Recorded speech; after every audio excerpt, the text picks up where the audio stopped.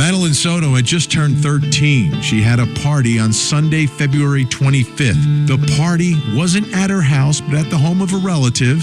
Her mom, Jen Soto, couldn't go to the party because she was working. So Madeline's aunt dropped her off at home.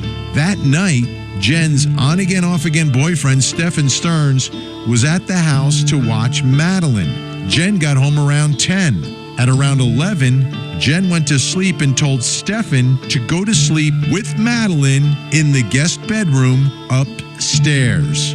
That was the last time Jen saw Madeline alive. Stephan says he dropped Madeline off at school in the morning, but Madeline never made it to school. She was murdered and discarded about 20 miles from her home. Prosecutors have charged Stephan with that murder, but they've also charged him with something else. Years of sexual abuse. They say they found incriminating images of Stearns abusing Madeline on his Google Drive on his phone. Abuse that goes back more than 4 years.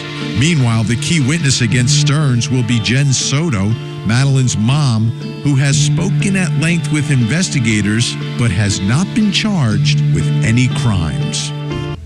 I wish I had done the correct thing to begin with. You know, I wish I had run downstairs and shaken her awake and called 911 and all that. And deserved well, I wish you had too. I wish you had too. Maybe she could have been saved, but she was beyond that. Okay. You know, when someone's that ice cold and just gone. She was in a different part of the house? Yeah. She wasn't with you? Well, she had gone to be with me earlier in the night, but I left her alone for quite a while I was sort of just walking around and, haunting around the house like I do. Sometimes I go out for walks at night, or I'll just sit on the couch and just fiddle around on my phone, or just, I don't sleep well at night, especially when I've got to be up early and do something the next day.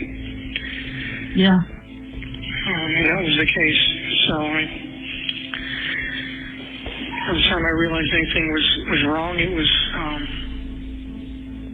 she was in a different part of the house when you found that out? She was still upstairs. Oh, she was upstairs. Okay. Yeah, I left her alone there. Most of what we've learned about the living arrangements have come from interviews that Jen Soto, Madeline's mother, has done with police and investigators following Madeline's death. He's not a very clean guy. He's kind of a little hoarder and a collector. So just my house was always a mess and never the way that I wanted it to look. Or the clutter just gave me anxiety. So I asked him to move upstairs and he did. And in another police interview, Jen Soto details the sleeping arrangements once Stearns did move upstairs. And this is where she tells investigators that she would send Madeline to sleep with Stephan alone without her. And remember, Stephan is not her biological dad. She'd send her daughter to sleep alone in the room in the same bed as Stephan in an arrangement that is non-traditional to most. And once he moved up to bedroom 4, were there instances where Madeline would sleep alone upstairs with him?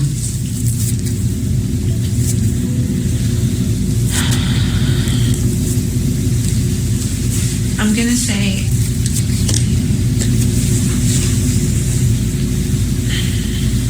I want you to think carefully before you answer, because obviously we've gone through your phone and we've seen all the conversations that you've had with Stephan. So it's clear that that's occurring. So I'm giving you the chance to answer the question. Yeah, I'm just trying to figure out how many times it's happened. Okay. Why are you allowing that to occur?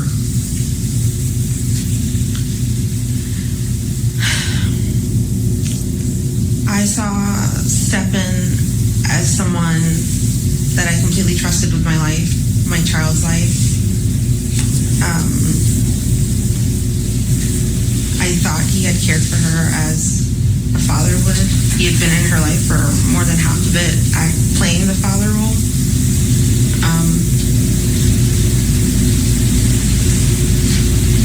I thought he cared for her the way I did. The murder charge aside, I mean, you're pretty much on the other side. Potentially, yeah. Yeah. I want to confirm or deny anything one way or the other. I'm trying to hold on to hope as best as I can and see how the cards fall out here. They filed this morning to seek the death penalty. Yeah. How are you guys holding up? Well, we're just waiting for this to play out. So, you know. Yeah. So, Debbie, your mother said that you were officially charged with murder. I didn't know about seeking the death penalty. I didn't hear that. Well, it won't happen for a long time, according to your attorney, if at all. And from what we heard, your judge does not like the death penalty. He thinks it's too lenient, and he would rather have you in jail for the rest of your freaking life. Oh, wonderful. Yeah. I hate to say it, but I'd rather have you on death row because you're in more seclusion and you're not really with the bulk of the population of the people. Well, I hate to say it, but I'd rather be on death row too because I agree with him. It's a much easier way out.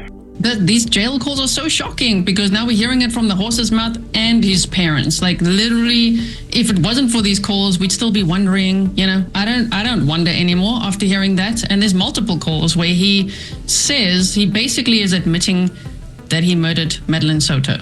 Every time I realized anything was wrong, it was just far too late. You know, she'd been gone for a while.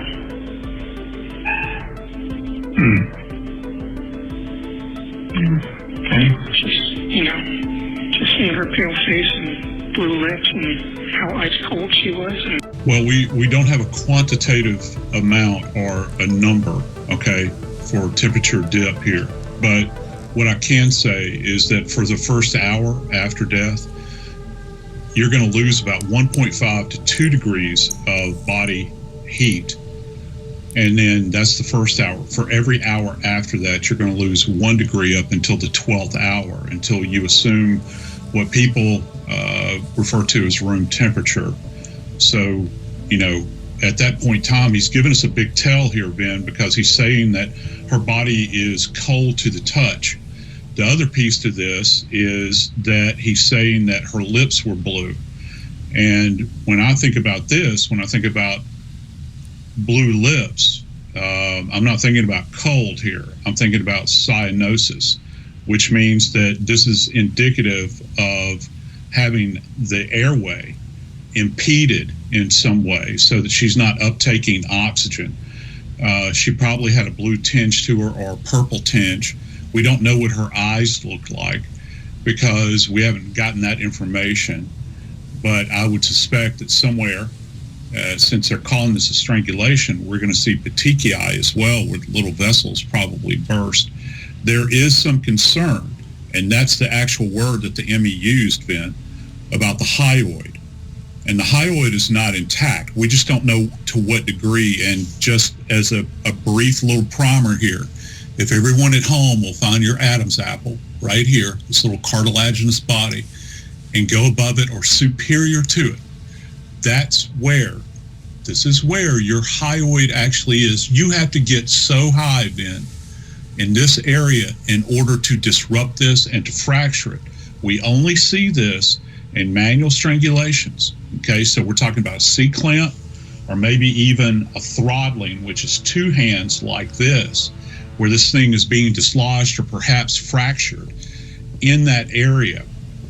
And this is quite chilling. I truly believe in that when all is said and done, another thing that we're going to hear about is probably in the soft tissues, the strap muscles through here.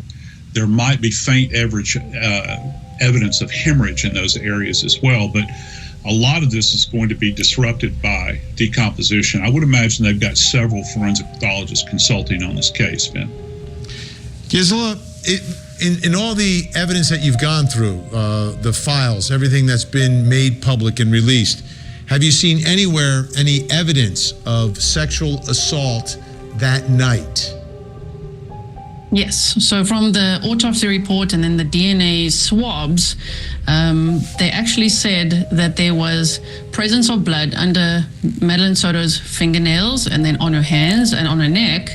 And then below the waist where one might not expect it to be, especially for a little girl. She just turned 13. So yes, that is absolutely horrifying to think about, especially being in that clinical room upstairs of Jen Soto's ex-boyfriend. Let me ask you, Joseph, is it possible that the strangulation could be taking place during a sexual assault?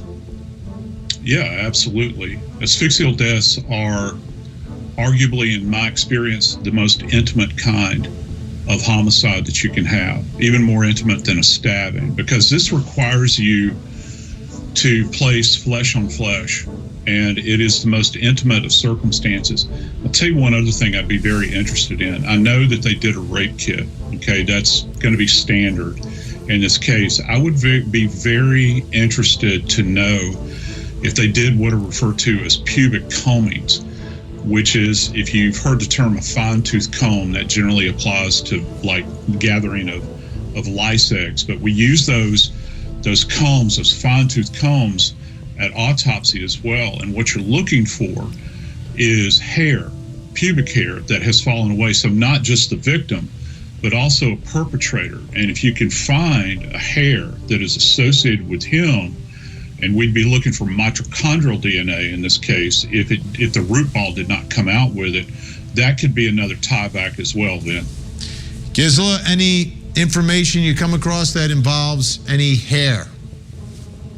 Yes, they did actually find a hair in that region of Madeline Soto's that wasn't hers, but they said that it was like inconclusive. They couldn't quite complete that test. I did also forget to mention that they found Stephan Stones' saliva or his DNA on her breast area as well. So yeah, there's a lot of evidence there.